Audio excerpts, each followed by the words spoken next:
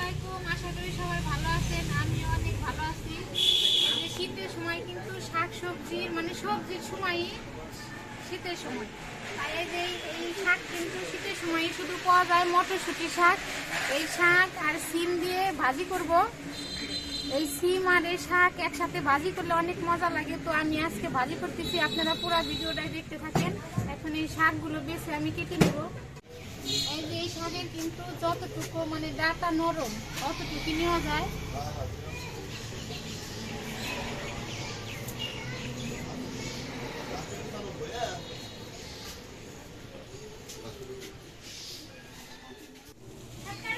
এই যে আমি কিন্তু এই মটরশুঁটি শাকের শুধু আগা নিছি, নরম যতটুকু সেতটুকুই নিছি। এখন খুব ঝুরি ঝুরি করে কেটে নিব।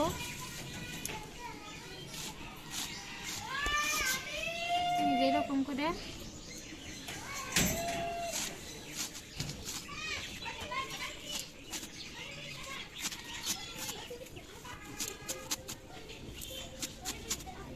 শাক কাটা শেষ, এবার সিম গুলা কেটে নিব।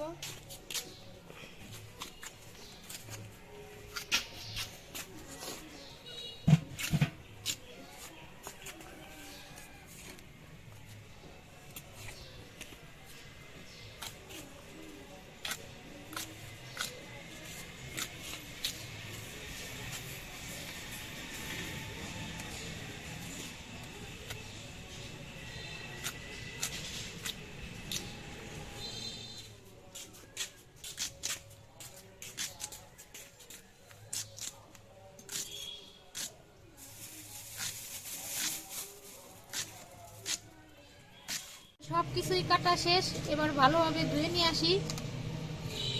সাথে কিন্তু পেঁয়াজ, মরিচ, রসুন সব একসাথে কাটে ধুয়ে নিয়ে আসছি। এখন দিয়ে দিব সেদ্ধ।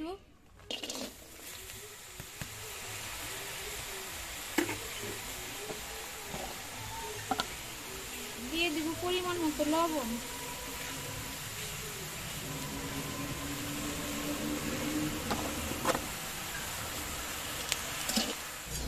এবার ঢাকনা দিয়ে ঢেকে আমি কিছুক্ষণ শাকটা সেদ্ধ করে নিব।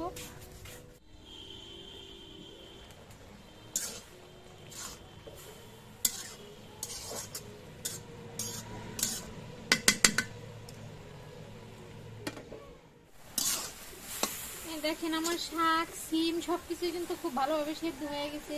সিমও অনেক সুন্দর সেদ্ধ হয়ে গেছে। এবার নামিয়ে তেলে দিয়ে দেবো।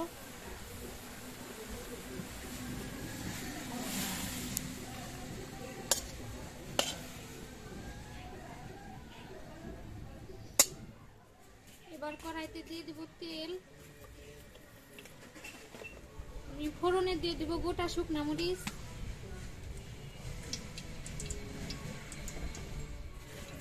এবার দিয়ে দিব রসুন কুচি, পেঁয়াজ কুচি।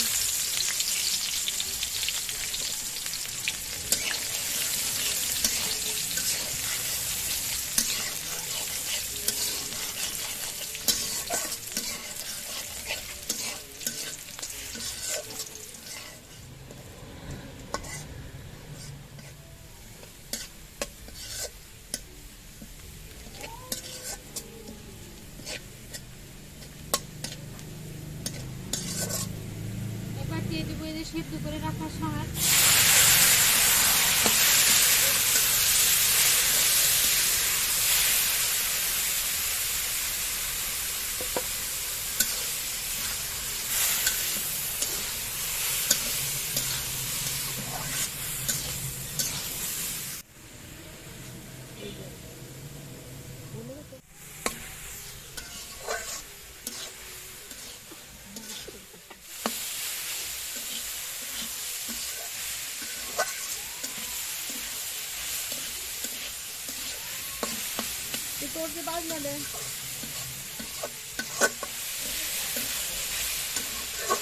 আমার সিম দিয়ে মটরশুঁটি শাক ভাজি কিন্তু রেডি হয়ে গেছে। এবার নামিয়ে নিব।